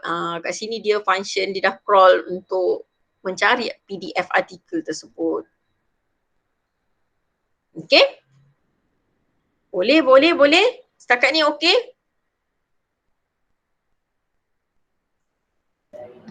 Okay Puan. So ni biarlah dia searching apa semua. Okay, so bila saya klik balik dekat all references ni, kita tengok dah bertambah lah. Ada satu ni tadi yang kita dah cari. Yang lain-lain ni dia tengah crawl, biar je. Kalau tak jumpa dia akan bagi tahu tak jumpa. So dapat metadata dia saja. Sama je lah konsep dia. Okay, okay, next adalah saya nak tunjukkan. Katalah saya ada buku. Ada buku macam ni. Ada buku, ada apa lagi? Benda-benda yang tidak ada orang kata online ataupun PDF untuk dimasukkan. Tapi sayang lah, biasanya kan awak ada refer apa? Report, apa lagi? Surat khabar artikel, buku, apa lagi? Bahan-bahan yang memerlukan kita semua jadi sekretari ni. Sekretari untuk menaip. Jadi dalam EndNotes ni, kena ingat apa saja bahan yang kita perlu memasukkan dia secara manual. Biasa orang akan guna dekat Microsoft Word tu kan ada yang manual diorang isi sendiri, tetapi dalam EndNotes ni dia dah built in dah. Okay, so untuk kita masukkan secara manual, kita kena gunakan function yang tanda plus ni. So nampak dia ada mention apa? Add a new reference to the selected. Maknanya kita ada buku ni, kita kan guna bahan ni, refer dan sebagainya apa semua. Ada siapa nak tanya? Ada nak tanya? Tak ada. Kalau macam kita masukkan garis panduan atau buku lah, macam yang Puan bagi tahu, dia punya cara nak isi tu, sebab kadang bila dia dah keluar dia punya metadata tu macam jadi tak cantik. Kita ada cara tak sebenarnya? Okay, so saya klik dulu ni dia dah siap cari dah ni. So saya tekan tanda plus. Okay, so dia akan buka pada satu page yang lain pula. So kat sini sebenarnya kita kena identify bahan tu apa. Dokumen ke, government document ke, report ke, unpublished work ke, apa dia? Manuscript ke, ni kat sini kita kena identify supaya dia tidak salah format. Benda tu standard ke? So kalau dia guideline ke apa, diterbitkan, dia akan jadi under report lah. Jadi katalah dekat saya ni buku, kita memang kena pilih buku, jangan salah pilih format. So saya pilih book, so dia akan terus berubah. Jadi kita kena masukkan lah. Jadi katalah dekat sini, author dia adalah Najwa Zebian ni, nama orang putih ke apa, kita type lah. Najwa Zebian, macam ni. Tekan lah. Okay. Kalau dia ada second author, okay, tekan enter saja. Cuma kena alert kat sini kalau dia adalah nama tempat khas ataupun nama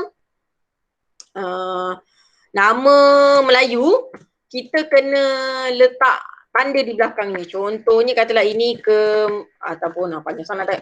Bank Negara Malaysia. Yang kalau kita tak letak tanda ni, dia akan terbalikkan nanti nama ni nanti bila dekat part references tu. So untuk kita bagi tahu nama ni adalah nama Melayu, nama Cina, Indian name ataupun nama institution ataupun organisation, kita kena letak comma belakang dia. Okay? So tu je tanda dia. Lepas tu yang lain-lain kita kena isilah buku ni tahun bila, tajuk dia. Okay, tempat dia diterbitkan. Ini semua kita kena isi. Kalau dia ada apa lagi ni, pages, muka surat tu kena isi. Buku ni ada 125 page. Lagi publisher dia, siapa yang terbitkan. Okay, tempat diterbitkan. Okay, selalunya kadang-kadang ada juga keadaan di mana student dia jumpa banyak tempat. Dalam satu buku tu letaklah New York, California, New Jersey, ambil yang mula-mula sekali. Kalau jumpa keadaan macam tu lah. Selain ni satu je buku dia. Dekat dalam buku tu biasanya dia ada mention. Apa yang first kali? First place of publication. Ambil yang itu je. Okay, lagi kita nak letak apa? Editor ni semua tak payah. Lepas tu, apa lagi yang saya perlu masukkan? Okay, tajuk sudah. Kalau ada edition, ada tak edition? Okay, edition kalau ada, 12 edition. Contoh lah, ni contoh je Okay, lepas tu kita dah isi. Yang lain ni tak penting. Kalau buku tu standard. Siapa author dia, tempat diterbitkan, siapa publisher dia. Okay, so kita tekan save. Okay. Jadi dia akan masuk lah dekat dalam ni. Nampak? Kita dah masukkan dia di bahagian bawah ni. Tempat details yang kita masukkan secara manual tadi. Okay, yang kata tadi maklumat dia tak cantik tu apa? Apa yang tak cantik? Susunan ke apa? Mungkin saya tak letak koma tu kot. Dia jadi, saya buat Ministry of Health. Okay, tak letak koma. Malaysia. Tapi jadi m.o.h. Koma. Okey, faham dah. Organisation, institution, nama orang Melayu, Cina, India, sebab contohnya Lee Chong Wei. Kadang-kadang kan takkan kita macam nama dia memang ada Lee Chong Wei, direct name kan. So letak koma di belakangnya. Nampak macam saya ni? Nampak? Najwa Zebian ni kan nama orang putih. Jadi bila kita tengok dia punya output dia, nampak? Dia Zebian, N. Tetapi nampak Bank Negara Malaysia saya kenapa tak berubah? Sebab saya letak koma tadi. Sebab saya bagi tahu koma ni sebenarnya jangan ubah. Kita sebenarnya macam bagi tahu sebab dia komputer kan. So kalau kita nak edit, alamak nak buat ada tersilap lah letak ni ke apa ke, kita double click je. Kita boleh edit. Kita tekan je right click, edit reference. Bila kita tekan edit, maknanya kita boleh edit kat sini. Nampak dia buka dekat page yang kecil sikit sebelah kanan. So kita edit. Kata nak taruh lagi nama orang putih lain. Clark Kent. Tekan lagi enter. Tony Stark. P turut kecil pula. Okay. Ni Lee Chong Wei. Tekan koma. Lepas tu kita jangan lupa tekan save. Jadi bila tekan save dia akan terus updates. Sekejap. Tekan save. Tutup X ni. Jadi kita tengok dia dah ubah. Nampak ni, kalau kat tepi ni kita tekan dia punya summary. Nampak? Lee Chong Wei saya tak berubah nama. Yang berubah Tony Stark tadi dengan Clark Kent tadi. Dan nama tu dah diterbalikkan. Okay, boleh? Dan jangan salah pilih lah. Kalau bahan tu buku, bahan tu website, bahan tu conference. Jangan silap sebab setiap satu tu dia mempunyai berbeza-beza format. Okay. Okay, dia banyak juga dia jumpa, nampak? Dia dapat jumpa PDF 8. Jimat masa tak guna EndNotes? Nak cari PDF artikel. PLOS ni lah, PLOS ni memang diyakini. Saya berjaya guna PLOS ni. Sebab saya dah test dah. PLOS ni sebenarnya Medline. Kalau mereka bidang health sciences, pharmacy, bolehlah guna PubMed ni sebab dia pergi kepada National Library of Medicine, NLM punya platform untuk cari. Okay? Boleh. Okay, sekarang ni kita dah nak start menulis dalam Microsoft Word. Jadi, tadi Maisarah, nanti awak setting. Dah berjaya buat ke belum? Oh, belum lagi, tengah tengok puan cerita ni. Nanti cuba test buat sebab hari tu pun sebab masa kita buat training pun hari tu sebab kita orang pakai Windows. Tapi saya ada mention dengan pihak Shah Alam, Pita Shah Alam, dia kena cari user ataupun diorang kena cari Mac macam nak menghidupkan benda tu. Sebab kita Windows kita tahulah cara dia guna yang adds in tadi. Okay.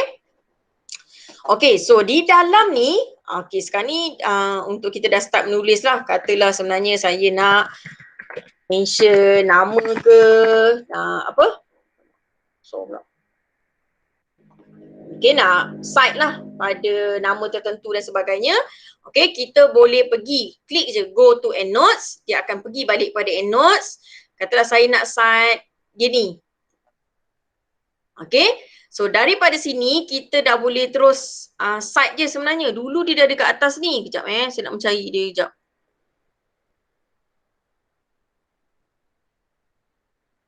Kejap Dulu dia ada tanda lambang site dekat atas tu. Tapi bila yang baru ni kita orang macam mana-mana pergi ataupun kita boleh je pergi dekat insert citation ni. Insert selected citation, dia ada option lah. Nampak? Bila saya klik insert selected citation, dia terus buat secara automatik. Menjimatkan lah. Dia macam orang kata men-shortcutkan keadaan. Atau saya delete balik. Dan dia akan automatik keluar di bahagian bawah tu So katalah saya pilih according to, kemudian saya pilih go to EndNote. Saya sebenarnya nak cite dia ni, Al-Hakim ni, yang COVID-19 pandemic ini apa semua. Kemudian saya pergi dekat Microsoft Word, tekan anak panah kecil yang kat bawah tu, ada tak jumpa insert selected citation. So cuba klik insert selected citation. 1, 2, tak sampai 2 second dah ada dah dekat bahagian bawah tu. So kita boleh lah, ini mention pasal apa, virus in human. Ni kita dah boleh start tulis lah apa-apa yang kita nak. Jadi ke tak jadi? Orang lain?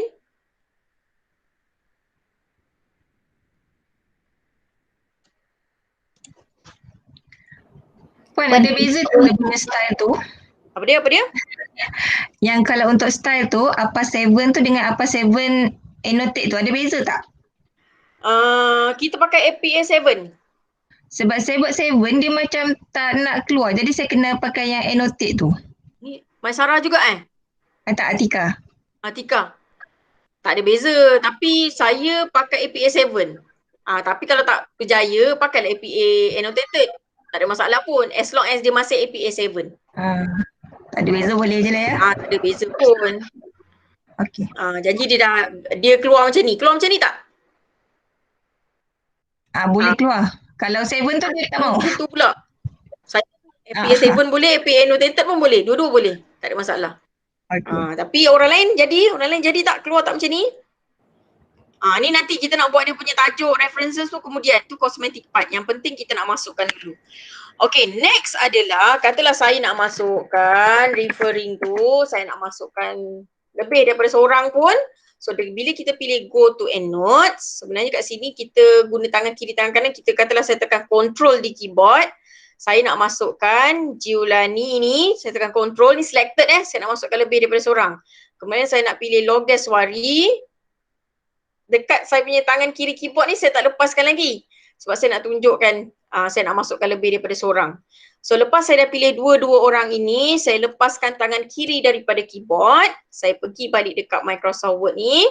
Saya pilih sama je, insert selected citation. Apa jadi? Masuklah dua-dua tadi. So konsep tangan kiri, tangan kanan ni, tangan kiri ni dekat control keyboard tu sebenarnya jika anda nak masukkan lebih daripada seorang. So mungkin nanti bila awak baca paper dia sebenarnya Giulani dengan Loges ni diorang cakap benda yang lebih kurang sama. So awak nak cite dua-dua ni sekali. So tak ada masalah pun, boleh cite 3 orang apa semua sekali pun tak ada masalah. Boleh? Jadi tak? Bila nak cite lebih daripada seorang ni. Okay, saya tunjuk dekat yang bahagian bawah ni pula. Okay, kita tekan balik semula go to EndNote. Okay, saya scroll ke bawah. Saya pilih dulu seorang. Saya pilih dulu nama orang lain ni lah. Okay, saya pergi all references. Saya pilih Thompson. Okay, dah klik sekali Thompson. Tangan kiri tekan control di keyboard. Sebab saya nak masukkan orang lain. So saya tekan pula si siapa ni? Si Pompey ni. Orang nombor 2. Nak masukkan seorang lagi. Saya nak masukkan Liu ni pula. Control keyboard saya ni saya tak angkat tangan lagi. Saya tekan pula si Liu ni. Okay, confirm 3 ni je saya nak cite. Lepaskan control daripada keyboard tangan kiri tadi. Pergi balik semula dekat Microsoft Word. So kita tekan apa? Tekanlah insert selected citation. Jadi bila saya klik, masuk tak? Liu, Pompey, Thompson, yang 3 orang tadi. Masuklah. Jadi, berjaya orang lain? Berjaya ke tak berjaya? Sebab biasanya dia macam ni. Logiknya kita kan akan baca banyak paper. Jadi bila awak jumpa macam dia ni cakap lebih kurang sama. So awak baca balik paper tu, paper nombor 2 pula, dia ni pun bersetuju dengan ayat statement tu. So kita nak cite sekali, nampak bijak lah, nak cite 3-4 orang sekali ibaratnya. Jadi kita guna cara tadi tu. Jadi tak orang lain? Jadi rasanya, tapi kalau kita nak masukkan satu-satu, bila kita dah baca kemudian kita perasan kita nak tambah, so boleh juga kan? Boleh? Boleh, dia sebenarnya dekat dalam Microsoft Word ni, EndNotes ni sebenarnya dia ada cara yang ni juga. Okay, sebenarnya dekat sini kita boleh, bila saya tekan yang, bukan yang kecil ni saya tekan yang ini, sebenarnya dia akan crawl dalam kita punya libraries ni. Katalah sebenarnya saya nak, tak ada tak artikel saya tu mengandungi perkataan virus. Kita minta dia cari. Ni dia akan crawl artikel yang ada dalam library awak lah. So dia jumpa, dia ni ada. Sebenarnya kat sini, ni shortcut tau pada orang yang tak nak guna tangan kiri, tangan kanan ke. Sebenarnya saya nak cite dia ni. Saya tekan saja dekat sini ada satu function. Jadi ni dah cerita next features pula. Okay, dalam kita cite sesuatu artikel ke ataupun seseorang bahan-bahan yang kita nak cite ni, okay, kita akan jumpa keadaan di mana macam ni. Kita nak kalau kita guna dia macam ni, kalau kita guna ayat-ayat macam according to, dia part teknikal sikit lah. Kita cuma nak kalau kita menggunakan ayat permulaan dalam writing according to, referring to, recent study, dia punya format penulisan dia sebenarnya adalah tahun saja berada dalam kurungan. Sebab tu EndNotes ni dah built-in benda macam ni. Kemudian kadang-kadang kita baca ada certain buku. Contohlah saya baca buku ni, buku lain lah contohnya, saya baca. Okay, saya dapat idea nak tulis dalam saya punya literature review. Automatic, okay, katalah buku ni lah, buku lain nanti kan confuse.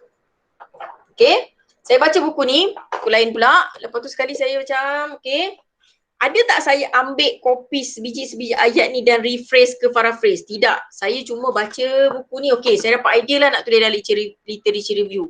Perlu tak buku ni punya maklumat masuk dalam saya punya references? Perlu lah, sayang lah, mesti akan ada kejadian. Awak nak buat data analisis, refer buku-buku metodologi. Tetapi kadang-kadang awak tak ambil pun certain ayat, awak rephrase, awak cuma okay, saya dapat idea sedikit. Dia ada sebenarnya dalam rules citation ni sebenarnya. Jadi maklumat bahan ni kita nak dia cuma masuk di dalam references kita saja. Sebab kita tak cite, sebab kita tak ambil pun 4 baris, 5 baris statement daripada bahan tersebut. Sama konsep, kita tak cite certain direct daripada sesuatu artikel tu.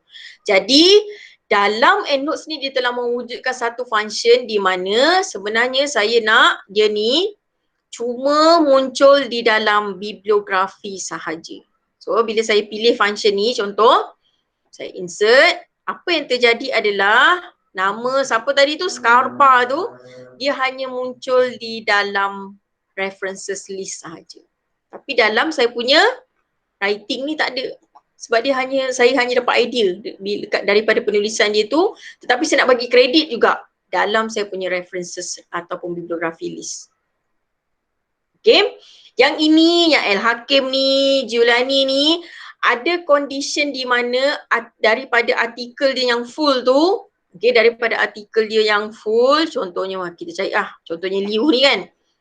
Okay, mungkin ada terjadi awak macam ni awak orang kata copy certain ayat, contohlah kita ambil, kan selalu student macam ni, right click, kita copy, buka Microsoft Word daripada Liu tadi, ni Liu ni, kita paste, selalu kan ada student macam ni. Tetapi lepas tu baru dia, okey lah saya nak rephrase, nanti kan kena pula turn it in. Okay, jika ada keadaan macam ni, yes, dalam writing table, content awak mesti ada nama Liu ni, di dalam references list pun mesti wujud. Kalau keadaan macam tadi tu, saya just okay, saya dapat idea sikit je lah, tapi saya tak cite pun dia.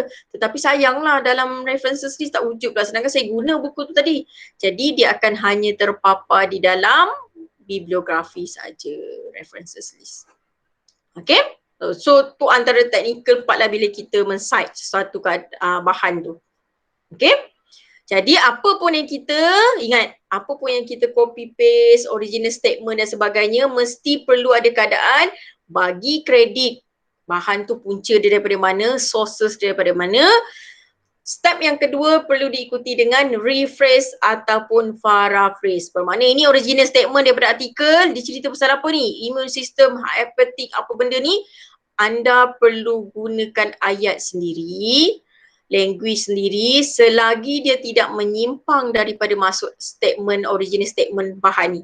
Jangan ni cerita pasal hepatitis V virus, tiba-tiba kat sini masuk statement, dah shock sangat rephrase, cerita pasal Zika, cerita pasal yang tak ada kaitan pun dengan statement asalnya. Itu berhati-hati bila kita buat rephrase ataupun paraphrase. Okay? So tu keadaan bila kita nak mengelakkan apa sebenarnya rephrase paraphrase ni. Sebab nanti kan anda punya writing akan jalan dengan plagiarism checker kan. Supervisor, doktor nanti akan scan nak tengok berapa percentage maknanya peniruan, plagiarism. UiTM tahu kan berapa kadar peniruan dia yang dibenarkan? Berapa persen? Less than 30%. 30%. Itu yang terjadinya, kadang-kadang orang shock copy paste.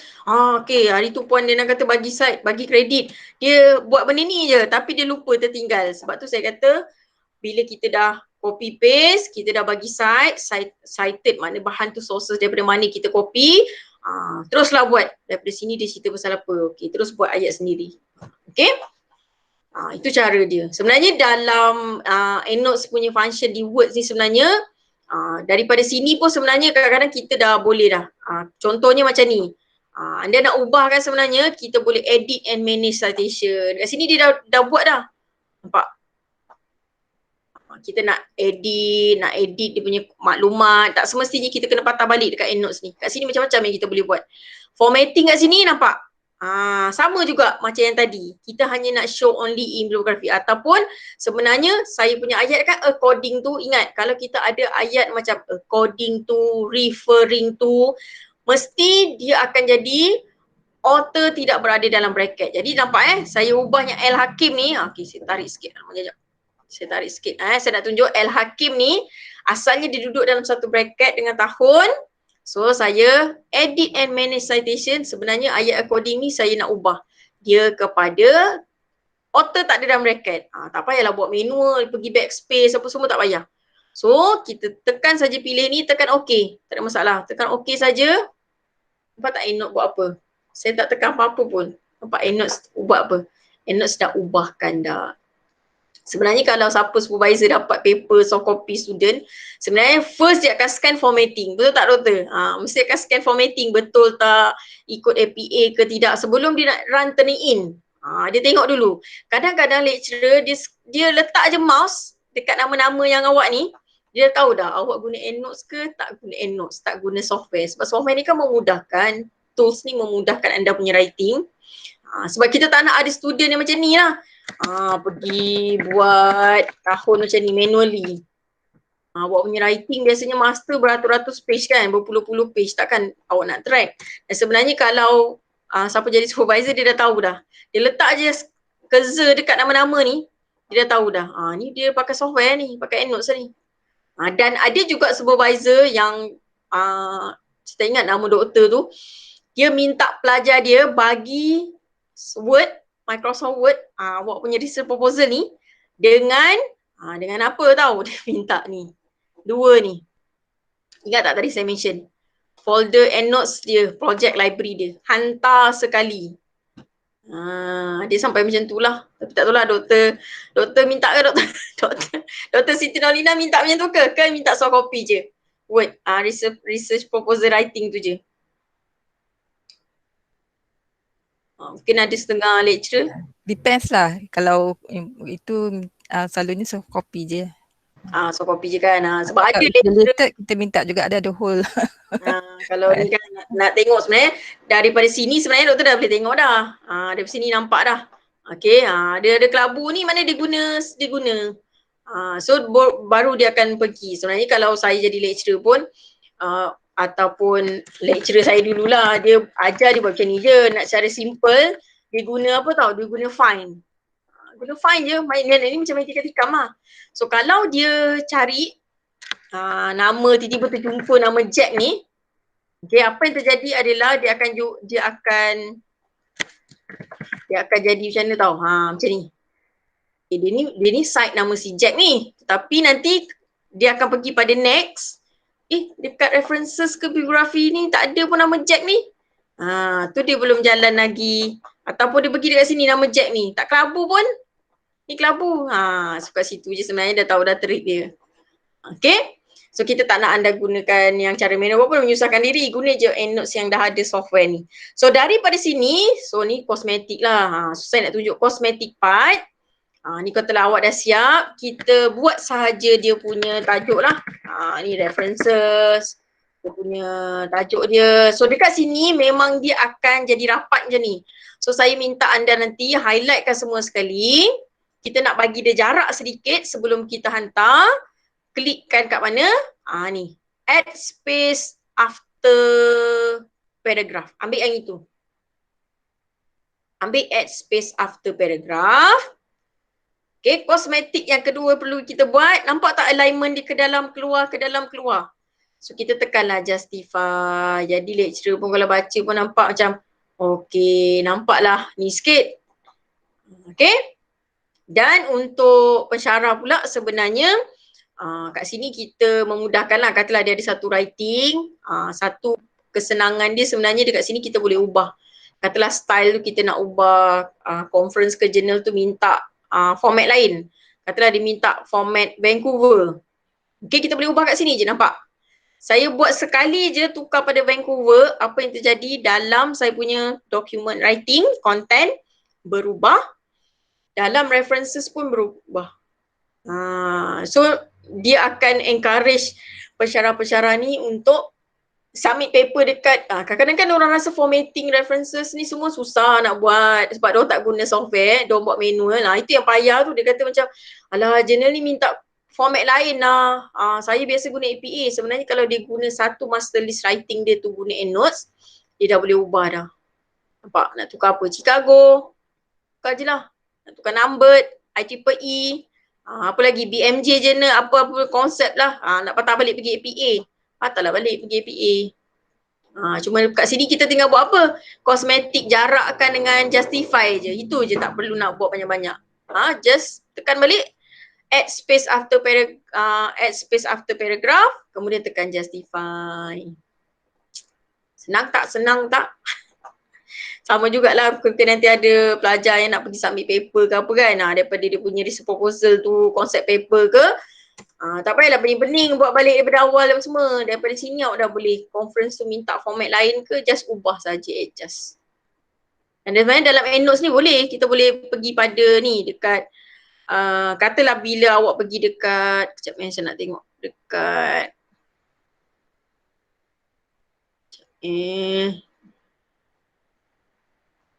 library, dekat tools ni, dekat output style ni. Katalah sebenarnya awak kata, alah dia tak ada lah paper conference tu ataupun journal tu minta style lain. Sebenarnya kita boleh download je daripada sini. Nampak tak dekat help ni, ada tak jumpa EndNote output style? Dekat dalam ni sebenarnya banyak lagi EndNote output style yang tak ada dekat dalam awak punya EndNote, awak boleh masukkan. Senang je. Katalah pergi kat sini, nanti dia download tau. Dia download dalam compress zip file. Dalam tu awak nak cari apa? BMJ, IEEE, apa yang tak ada dekat dalam ni? Katalah dekat awak punya ni cuma ada ni je. APA, number.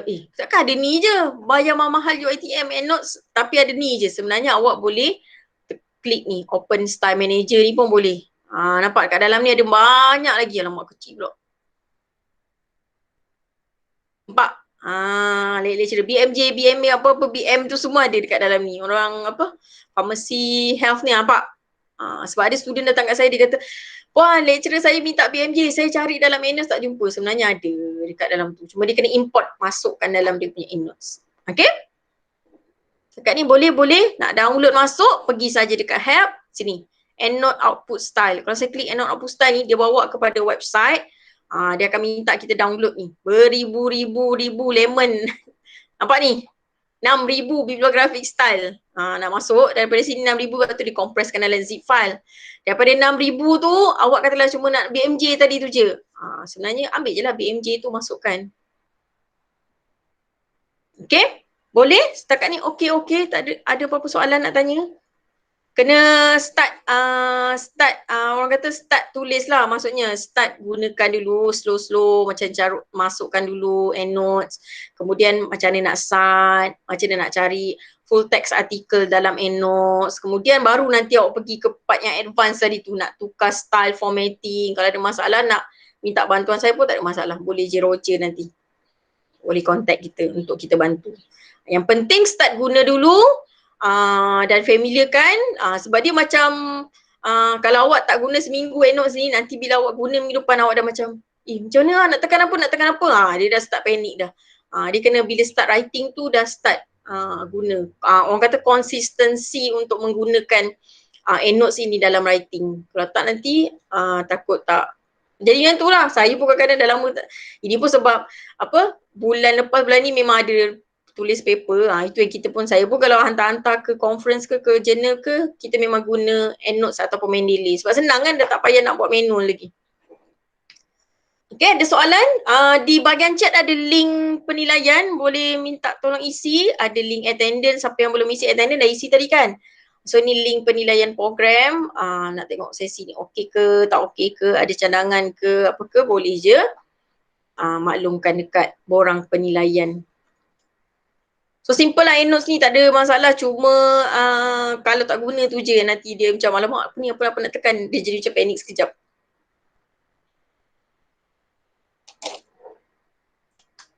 Okay, tengah isi borang evaluation. Okay, isi dulu. Okay, kalau tak ada soalan, saya stop dulu recording. Mungkin lepas tu ada yang nak tanya ke lepas ni pun boleh. Saya stop dulu recording. Okay.